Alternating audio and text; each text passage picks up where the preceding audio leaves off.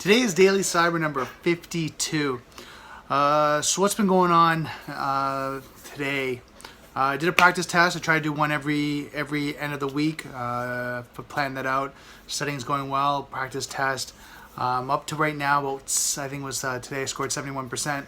So just doing some practice tests before I go and write the CompTIA Security Plus. So I'm getting there. There's a few areas that I still have to work on.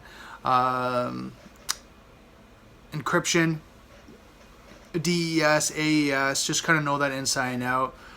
Different levels of encryption, why do you use it, what are stronger, the age of them, just kind of all that information that I have to kind of restudy and just learn. Because again, as you know, this is only 51 days, 52 days, right? Roughly, a couple months, I'll say, that I've been studying this really kind of hardcore and getting in it and then been able to be clear. So learning a lot over this time, and it's kind of interesting because I'm like I said, I'm learning cybersecurity, I'm learning Python and Linux all kind of at the same time. And this weekend I'm going to be actually just reviewing IPv4, subnetting, just to kind of make sure I have that down.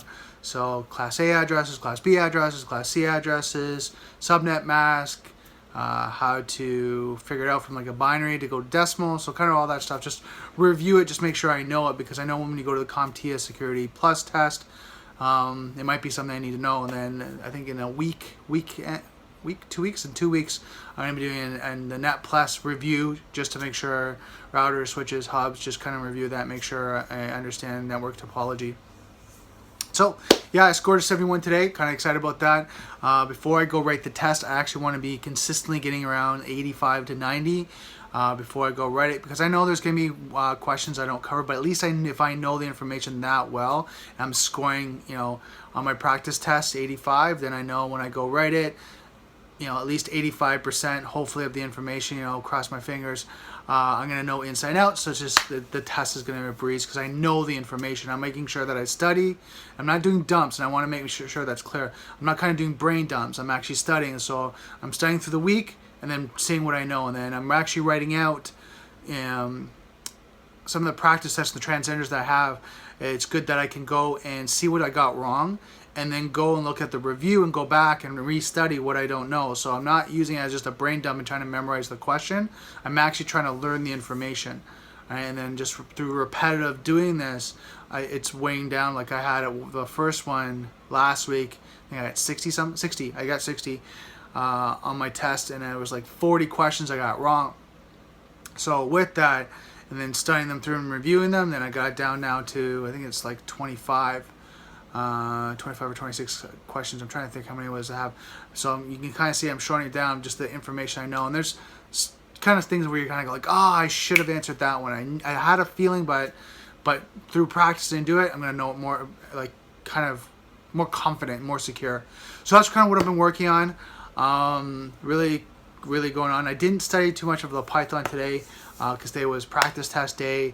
And then once I do the practice, it's about an hour and a half.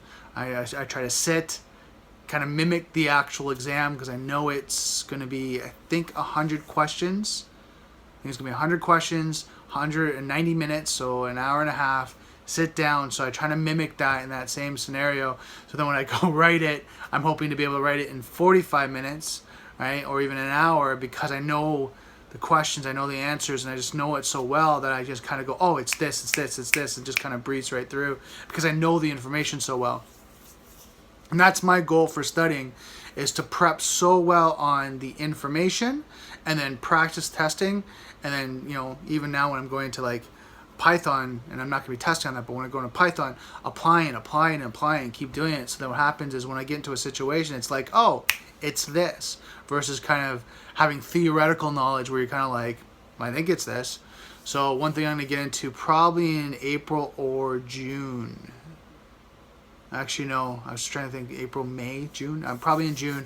I'm going to start doing talks and presentations in June just to keep applying. I'm going to set up kind of an information session and just keep covering what I'm learning. Just keep covering, and then keep adding on as I learn more, and then make it more relative to the audience and the people that are there so they can learn. And then it keeps me always using what I'm learning. So that's it for my video today. I just want to tell you guys what's going on, and I'm really excited what's happening. So just remember, Software is hackable, being connected is vulnerable. I'll see you next video.